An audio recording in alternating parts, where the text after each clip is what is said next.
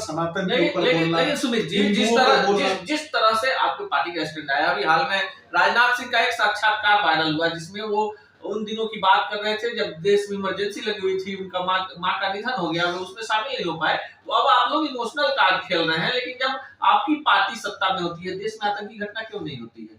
विपक्ष तो कह रहा है कि आप ही लोग कहीं ना कहीं जो हिंदू आतंकवाद की बात होने लगी, इन सब विषयों पर क्यों नहीं बोलते? देखिए, आतंकवाद की बात ये पूरा देश जानता है कि जब जब कांग्रेस की सरकार रही, चाहे होली हो, चाहे दीपावली हो, चाहे हिंदुओं का कोई भी त्योहार हो जी, परिवार के लोग अपने घर के बच्चों को और बड़े बुजुर्गों को मार्केट में जाने नहीं देना चाहते थे कि कहां किस जगह पे बॉम्ब विस्फोट हो जाए। ये यूपीए के शासनकाल की घटनाएं, मैं आपको एक एक करके क्रमबद्ध तरीके से बताऊंगा कि ये समझना है कि कांग्रेस की भाषा और पाकिस्तान की भाषा ये दोनों अलग नहीं है। कांग्रेस वही बोलती है जो पाकिस्तान बोलता है। देश में कांग्रेस सबसे ज्यादा अगर खतरनाक है तो पूरे विश्व के परिप्रेक्ष्य में आप बात करेंगे तो आईएसआईएस सबसे ज्यादा खतरनाक है।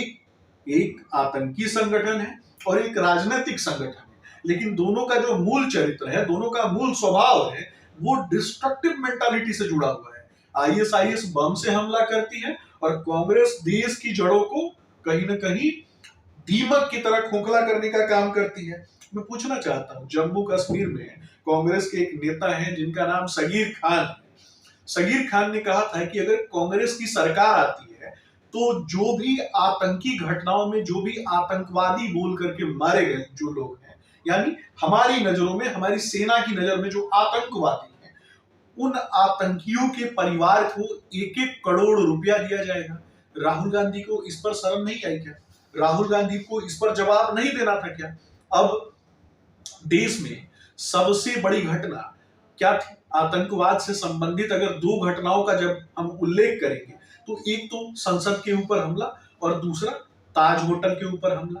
ताज होटल के ऊपर हमला करने वाले उसका जो मास्टरमाइंड था उसका नाम कसाब था, और कसाब को क्षमा क्षमा प्रार्थना जो है, कसाब की जो क्षमा प्रार्थना है, वो किसने आगे बढ़ाने का काम किया? तो जानने की आवश्यकता है कि सोनिया गांधी को आर्थिक मामलों पर सलाह देने के लिए जो कमेटी बनी थी, उस परिषद के 2 लोग जाकर के कसाब की क्षमा प्रार्थना को आगे बढ़ाते हैं राष्ट्रपति के पास, ताकि राष्ट्रपति के माध्यम से उसको मृत्यु दंड की सजा जो है वो उससे बच सके। तो ये कहीं ना कहीं उस मृत्यु दंड को बचाना नहीं चाहते थे, ये भी उनका चरित्र नहीं है। ये उससे आगे बढ़कर कांधार जैसी एक नई घटना को आमंत्रित करना चाहते थे। तो ये मूल चरित्र है, ये समझना है पूरे देश को। और कसाब को जेल में बिरयानी खिलाने का काम कौन करता था, ये भी जवाब देना पड़ेगा। और ये भी समझना है, मेरा स्पष्ट रूप से मानना है कि कांग्रेस ने कभी भी देश में एक बहुत बड़ा जो वर्ग है, जो कहीं ना कहीं जिसे हम सनातन मान्यताओं में बसा हुआ भारतवर्ष कहते हैं, इसको हतोत्साहित करने के लिए लगातार काम किया है। चलिए, ये है सुमित शशांक जी, और इनसे जिन मुद्दों पे हम बात कर रहे थे, आतंकवाद और महिलाओं के ऊपर जिस तरह से कांग्रेस के चाल चरित्र चेहरे को पूरे आंकड़े के साथ बैठे हैं। चलते चलते एक आखिरी सवाल भी ले लेते हैं। देखिए, नशा को लेकर भी एक राष्ट्रीय बहस छिड़ा हुआ है। काशी में जो काशी विश्वनाथ मंदिर है, इसको लेकर एक बड़ा बहस छिड़ा हुआ है, इस पे क्या कहें?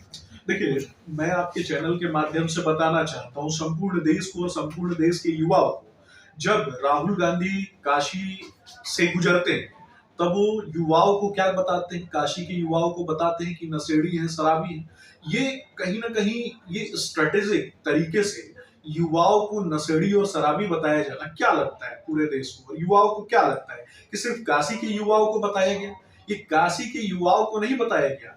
हमारे महादेव की पूजा होती है काशी में, और महादेव की पूजा भांग और धतूरे से होती है। तो भांग और धतूरे से जिन जिन महादेव की पूजा होती है, ये कहीं ना कहीं हमारे महादेव को नशेड़ी बताना जो है इनका काम था। ये कहीं ना कहीं हमारे महादेव के ऊपर जो है वो चारित्रिक दोष जो है वो थोपने का काम किया गया था। ये कहीं ना कहीं सनातन को नीचा दिखाने का काम किया गया था।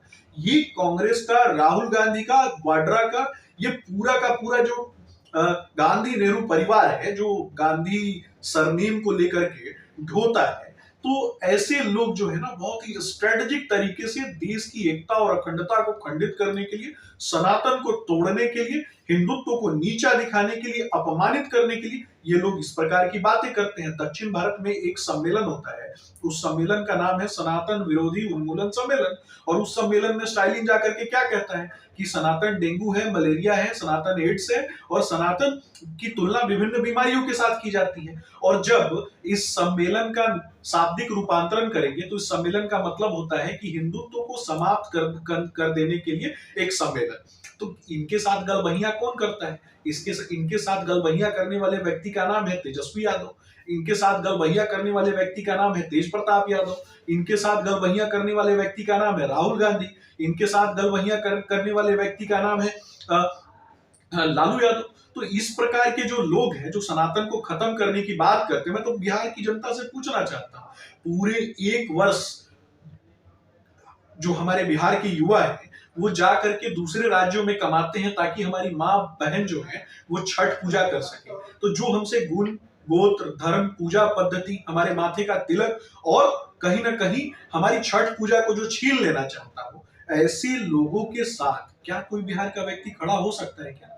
ये भी तो पूछने की बात है। चलिए, यह है सुमित शशांक जी। और अब राष्ट्रीय मुद्दों पे कांग्रेस पर सीधे सीधे भाजपा ने वार शुरू कर दिया है। मुद्दे वही हैं, पर अब महिला उत्पीड़न, आतंकवाद और जिस तरह से सनातन को लेकर देश में एक ऐसी आंदोलन की शुरुआत की गई है जिसमें सनातन के लोगों के ऊपर हमले हो रहे हैं, इन तमाम मुद्दों को भाजपा ने अब चुनावी मुद्दा बना लिया है और जनता की अदालत में विपक्ष से इस पर सवाल पूछ रही है।